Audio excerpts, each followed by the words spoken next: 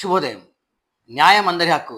ఆ హక్కుని కాపాడడానికి నేను చేసే ప్రయత్నంలో భాగమే ఈ వీడియోస్. నా పేరు రాజశేఖర్ రెడ్డి, అడ్వకేట్. నిన్న మన గ్రూప్‌లో శ్రీగిరిపల్లికి చెందిన వెంకట్ అనే వ్యక్తి ఒక డౌట్ అడగడం జరిగింది. ఆ డౌట్ ఏంటంటే, ఒకే ల్యాండు ఇద్దరికి రిజిస్ట్రేషన్ చేస్తే, ఇద్దరి పేరు పైన ఉంటే, అసలు ఓనర్ ఎవరు? ఆ ల్యాండ్ ఎవరికి చెందుతుంది లీగల్‌గా? అనేది డౌట్. ఒక విషయం గుర్తుంచుకోండి. ఒక ల్యాండ్ రిజిస్ట్రేషన్ ఇద్దరికి అయిందంటే అందులో ఒక వ్యక్తికి ముందు అయి ఉంటుంది, ఒక వ్యక్తి తర్వాత అయి ఉంటుంది. ముందు రిజిస్ట్రేషన్ చేసుకున్న వ్యక్తి ఫుల్ అమౌంట్ ఇచ్చి, ఓనర్కి ఫుల్ అమౌంట్ ఇచ్చి పొజిషన్లో ఉన్నట్టయితే ఆ ల్యాండ్కి ఒరిజినల్ ఓనర్ అతనే అవుతాడు. అంటే ఆ ల్యాండ్ పైన అతనికి హక్కు ఉంటుంది, సెకండ్ ఓనర్కి హక్కు ఉండదు. లీగల్గా వెళ్ళినా కూడా ఫస్ట్ ఓనర్కే ఆ ల్యాండ్ దక్కుతుంది. సెకండ్ ఓనర్కి కూడా దక్కే అవకాశాలు ఉన్నాయా అంటే ఉన్నాయి.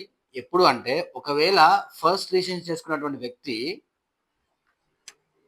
ఓనర్కి ఫుల్ అమౌంట్ ఇవ్వకుండా ఉంటే, లేదా ఆ ల్యాండ్ పొజిషన్లోకి రాకుండా ఉంటే, మరియు సెకండ్ రిజిస్ట్రేషన్ చేసుకున్న వ్యక్తి మొదటిసారి రిజిస్ట్రేషన్ అయిందనే విషయం తెలియకుండా ఉంటే, ఈ సెకండ్ ఓనర్కి సెకండ్ రిజిస్ట్రేషన్ అయినటువంటి వ్యక్తికి ఈ ల్యాండ్ ఇంతకు ముందుకే రిజిస్ట్రేషన్ అయింది వేరే వాళ్ళకి అనే విషయం తెలియకుండా ఇతనికి ఉంటే, అప్పుడు ఈ ల్యాండ్ పైన ఇతనికి ఎక్కువ హక్కులు ఉంటాయి.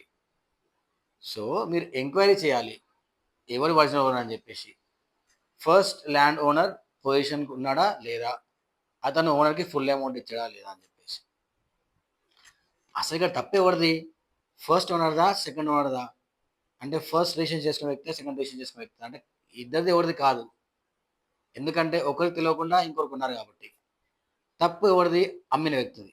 ఎందుకంటే అమ్మిన వ్యక్తి క్లియర్గా తెలిసి ఉంటుంది తను ల్యాండ్ ఇద్దరికి అమ్ముతున్న విషయం. కాబట్టి ఇక్కడ శిక్షార్హులు ల్యాండ్ అమ్మిన వారు.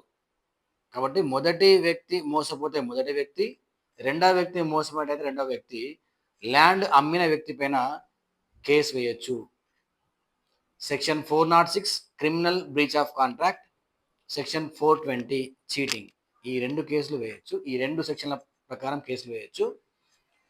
అప్పుడు ఓనర్కి సెక్షన్ 420 ప్రకారం 7 years వరకు ఇంప్రిజన్మెంట్, జైలు శిక్ష పడుతుంది, లేదా ఫైన్, లేదా రెండు పడతాయి.